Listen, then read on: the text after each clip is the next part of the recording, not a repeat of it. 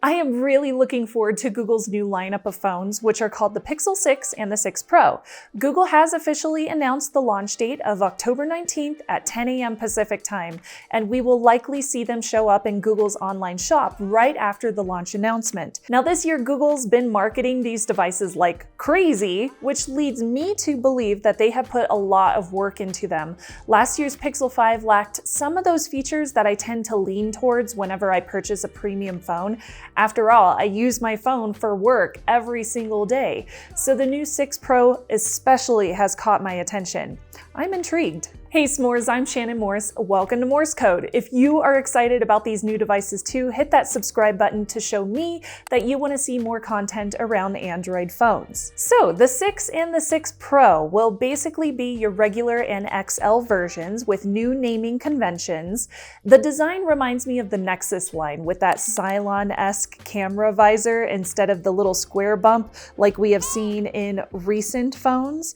But both versions will include a lot of similar specs. They have that two-tone color vibe in a variety of colors, and these are most likely going to be the names of those colors. Now, if you have seen Pixel phones before, yes, the Pixel imprint, which you can see on the back of the 5A 5G, for example, is going to be gone. They're switching to an in-screen fingerprint sensor instead, which I'm curious how the responsiveness of this is going to be in terms of speed and reliability, and also how secure it's going to be. I will definitely be testing this whenever I get one in. Apparently, they will also have face unlocking and IP68 dust and water resistance. In terms of materials, we do know that they will have aluminum frames. Gorilla Glass Victus will be on the displays, and they will also have a glass back. Both of the phones will have the new Tensor SoC, that's system on a chip, made by Google. This is a new high-end smartphone chipset with a huge focus on AI, including the ability to do real-time HDR video effects and a greater emphasis on on-device security. Now, what does that mean? Well, we don't actually know yet, but given how well the Titan chipset works for security, I am curious, very curious to find out. It is also confirmed the new Titan M2 chip will also be included alongside that. Now, according to Google, quote, with Tensor's new security core and Titan M2, Pixel 6 will have the most layers of hardware security in any phone. And they will also have 5 years of security updates. That's pretty awesome. That does not mean operating system updates, so they might not go up to Android 17 or whatever that would make it. Security updates would be a separate feature that you would see on your phone. You also see security updates right now as well. Now, also packed into both phones will be an operating system refresh, and this is called Material U. We have seen this in advertisements all over the place. We will still see a ton of the really cool Android interface packed into the software that we are already familiar with, but Material U will focus on bringing a cohesive palette to your entire Android experience, as opposed to just apps and software designed by Google. It will take cues from your wallpaper to design a color palette for your entire phone. It goes farther than just designing dark modes and light modes, but creating a personal mode that's just customized to your phone specifically. We are already seeing touches of Material U redesigns coming to Android 12 already, and I do like what I'm seeing. It looks really, really pretty. The way I like to think of it, and this is kind of weird, is vanilla Android, but with sprinkles on top. I like that. Now, cameras are the next big thing, and these are huge for any content creator, which, by the way, tangent, check out the various ways you can support creators.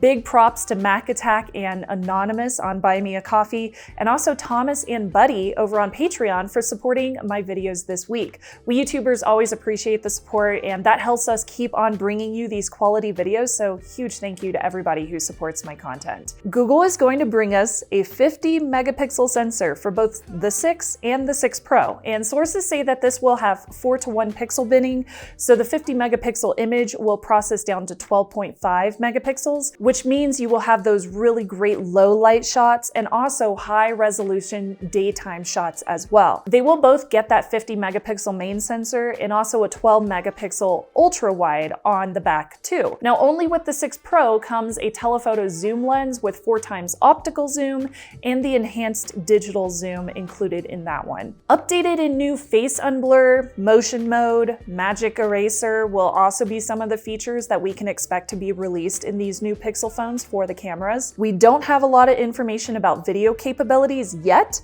so that will be a pretty intensive test that I'm going to be doing once I have them in hand. There are a few differences spec-wise between the two, and it really honestly just comes down to personal preference. The 6 is going to be smaller. It will have a 6.4-inch flat AMOLED 90Hz display, along with 8 gigs of RAM and either 128 or 256 gigs of storage. Reports are showing that it will also have a 4614 mAh battery and an 8 megapixel front-facing camera. The 6 Pro will have a larger frame and a curved display along the edges, and that's what we're seeing in photos right now. It's a 6.71-inch display at a 120 Hz refresh rate. Now this one will have 12 gigs of RAM, so that's a step up, and you will also get a few different options for storage. You will get 128, 256, or 512 gigs of storage, so a little bit more storage there. It will have a larger battery as well. That's a 5000 mAh battery, and it will have a step up for the front-facing camera to 12 megapixels as opposed to the 8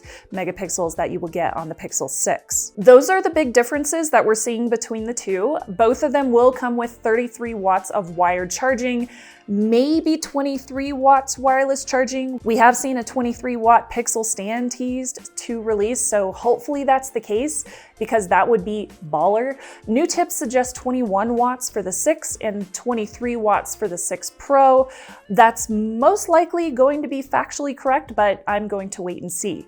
Now, the big question about these two, of course, is going to be the price. Will they break $1,000 because they are touted as these premium devices? I am going to guess the 6 Pro will break $1,000, but the 6 will stay a couple hundred lower. We have seen tons of rumors and speculation, but that's the one item that has been pretty secret so far. A leak occurred to the European market showing a 649 euro price for the 6 and 899 euro price for the 6 Pro model, but because of that and customs and stuff like that, we can't just assume that USD is going to be a direct exchange rate. It's probably going to be a little bit different for our region as opposed to the European market. Now, one of my fellow content creators, Brandon Lee, did mention millimeter wave and sub 6 in the US could make those prices around $850 and $1099 respectively if they aren't a direct conversion from euros. One leak that I am intrigued by is this Pixel Pass thing, which is basically this monthly fee for a bunch of Google services plus a phone. So it would include a Pixel 6 or a Pro.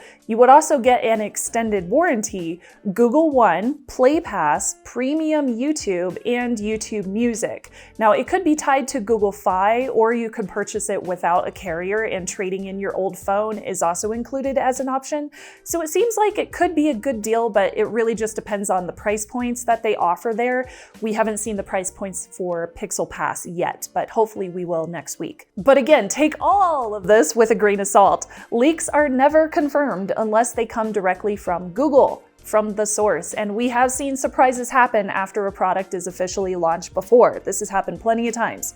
Google has put out a ton of information over on their own Twitter and via their own interviews and blogs, but I am guessing that we will see a slew of surprises at the launch event happening next week. Are you excited about the new phones? Comment below, let me know. Tell me which features you want to see. I have been hoping for a more premium Pixel, so I can't wait. I cannot wait to get my hands on them. Check out these recent Android videos that I did this month so you can make the best choice for your wallet. I'll see you soon. Bye, y'all.